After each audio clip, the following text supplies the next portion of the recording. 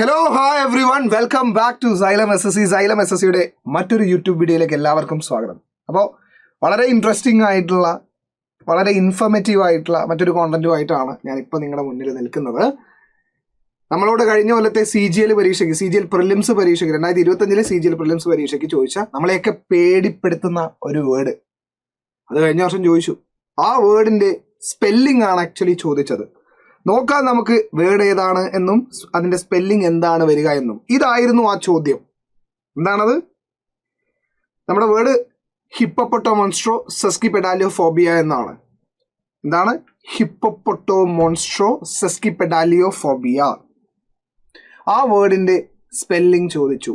എങ്ങനെയാണ് ആ എലിമിനേഷൻ മെത്തേഡെങ്കിലും ഉപയോഗിച്ചിട്ട് നമുക്ക് ഈ വേർഡ് അറിയാത്തവർക്ക് പോലും എലിമിനേഷൻ മെത്തേഡ് വെച്ചിട്ട് എങ്ങനെ ഇതിനെ എലിമിനേറ്റ് ചെയ്യാൻ പറ്റും? നോക്കൂ, നമുക്ക് താഴെ നിന്ന് മുകളിലേക്ക് എലിമിനേറ്റ് ചെയ്ത് പോകാം.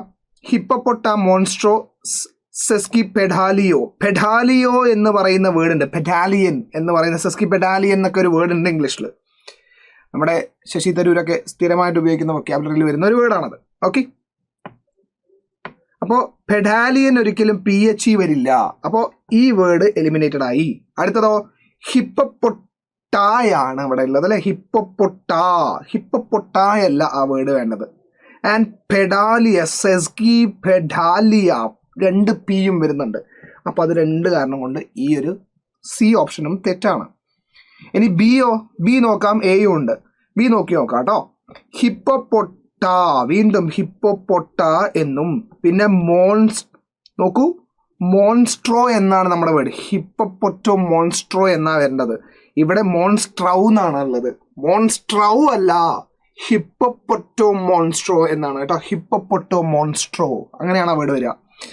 അപ്പൊ ഒന്നുകൂടെ പഠിച്ച്, ഹിപ്പോപ്പൊട്ടോ മോൺസ്ട്രോ സെസ്കി പെഡാലിയോഫോബിയ.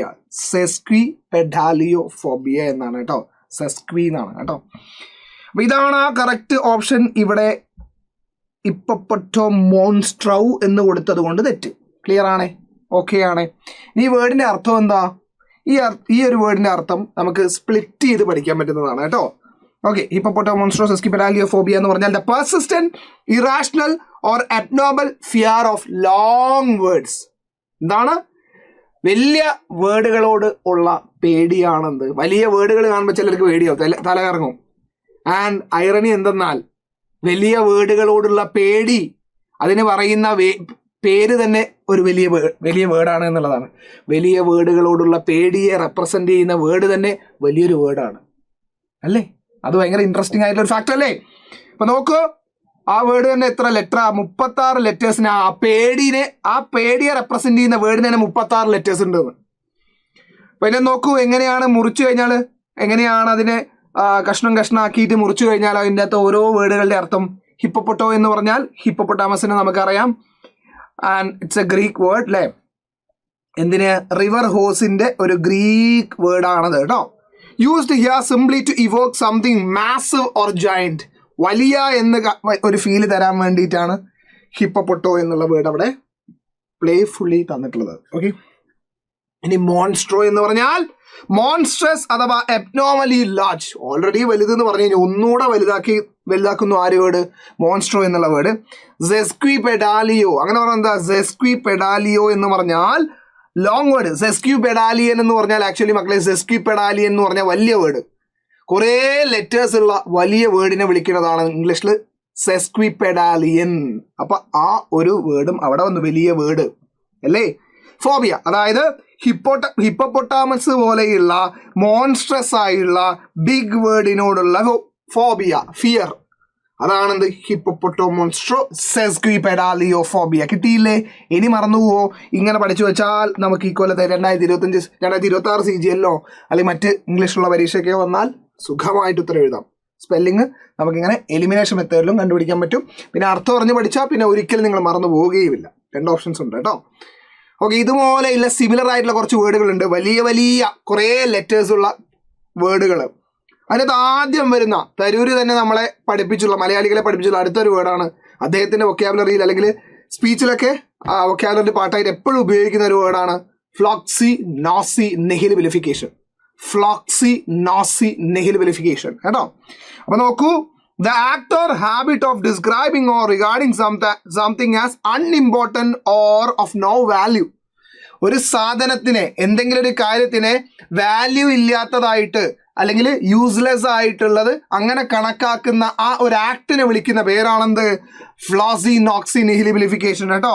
ഫ്ലോക്സി നോക്സി നിഹിലിബിലിഫിക്കേഷൻ എന്നുള്ളത്. ഓക്കെ, അപ്പം അതിനകത്തും നമ്മൾ ബ്രേക്ക് ചെയ്യുന്ന സമയത്ത് ഫ്ലോക്സി എന്ന് പറഞ്ഞാൽ എന്താ അർത്ഥം? ഫ്ലോക്സി എന്ന് പറഞ്ഞാൽ ടഫ്റ്റ് ഓഫ് വൂൾ, ചെറിയ വൂളിന്റെ ഒരു തരി. പിന്നെ നോസി എന്ന് പറഞ്ഞാൽ വേർത്ത്ലെസ്, വിലയില്ലാത്തത്. നിഹിലി എന്ന് പറഞ്ഞാലും നത്തിങ് എന്നാണ്. നിഹിലിസം എന്നുള്ള കോൺസെപ്റ്റ് നിങ്ങൾ കേട്ടിട്ടുണ്ടാവും. നിഹിലിസം എന്ന് പറഞ്ഞാൽ ജീവിതത്തിന് വലിയ അർത്ഥമൊന്നും ഇല്ല എന്നുള്ള കോൺസെപ്റ്റ് ആണ് അല്ലേ. ഓക്കെ, ഇനി പിലി എന്ന് പറഞ്ഞാൽ ഹെയർ എന്നാണ് അർത്ഥം. ഓക്കെ, അപ്പൊ ഈ വേർഡുകളിൽ സ്പ്ലിറ്റ് ചെയ്ത് കഴിഞ്ഞാൽ അതിലെ ഓരോ വേർഡിനും അർത്ഥശൂന്യമായിട്ടുള്ള വിലയില്ലാത്തത് എന്നാണ് അതിലെ ഓരോ വേർഡുകൾ ബ്രേക്ക് ചെയ്താലും കിട്ടുക.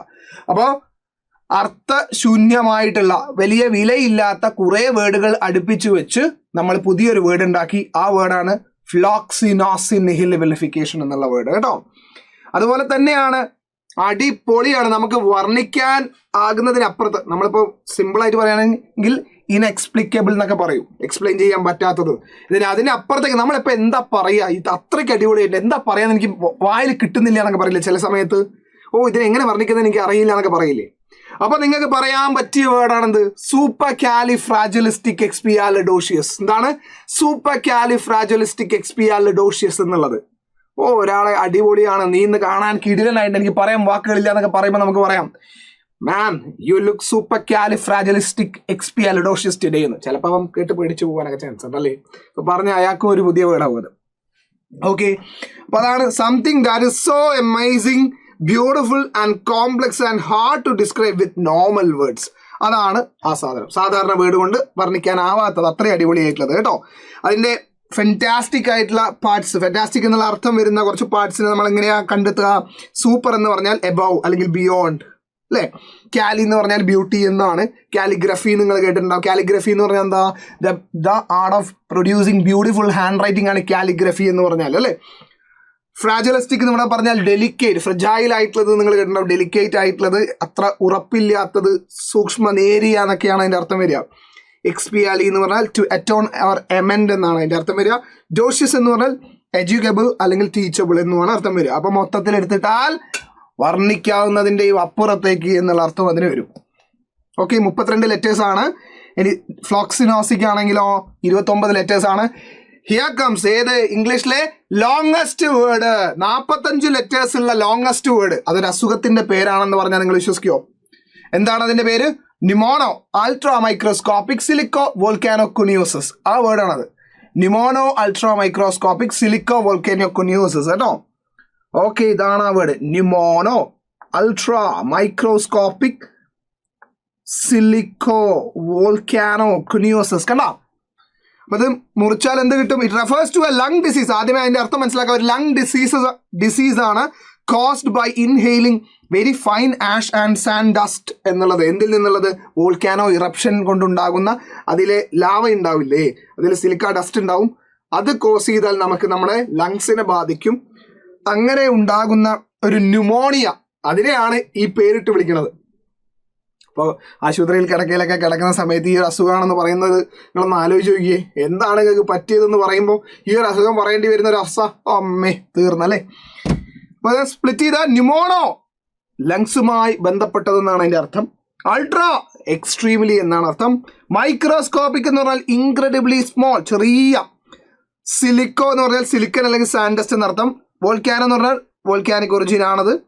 കൊനിയോസിസ് എന്ന് പറഞ്ഞാൽ a disease caused by dust.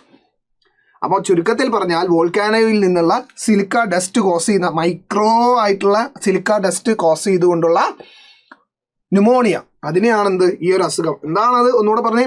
ന്യൂമോണോ ultra microscopic silica volcano കുനിയോസിസ്. Set അല്ലേ? സിലിക്കോ വോൾക്കാനോ കുനിയോസിസ്. അപ്പൊ ഈ വേർഡും സെറ്റാണ്. 45 ലെറ്റേഴ്സ് ആണ്. സ്പ്ലിറ്റ് ചെയ്ത് പഠിച്ചാൽ ഇക്കൊല്ലം എങ്ങാനും ചോദിച്ചാൽ, കഴിഞ്ഞ കൊല്ലം നമ്മളോട് ഫ്ലോക്സിനോക്സിന്റെ സ്പെല്ലിംഗ് ചോദിച്ചിരുന്നു. അത് ഇൻഡയറക്റ്റ് ആയിട്ട് ചോദിച്ചത്. എങ്ങനെയാന്ന് വെച്ചാൽ 4 വേർഡുകൾ തന്നു. അതിലൊന്ന് മിസ്പെൽറ്റ് ആയിട്ടുള്ള വേർഡാണ് ചോദിച്ചത്. 4 വേർഡുകളിൽ ഒന്ന് ഫ്ലോക്സിനോസി ഉണ്ടായിരുന്നു. അതായിരുന്നില്ല തെറ്റായിട്ട് തന്നിട്ടുണ്ടായിരുന്നത്.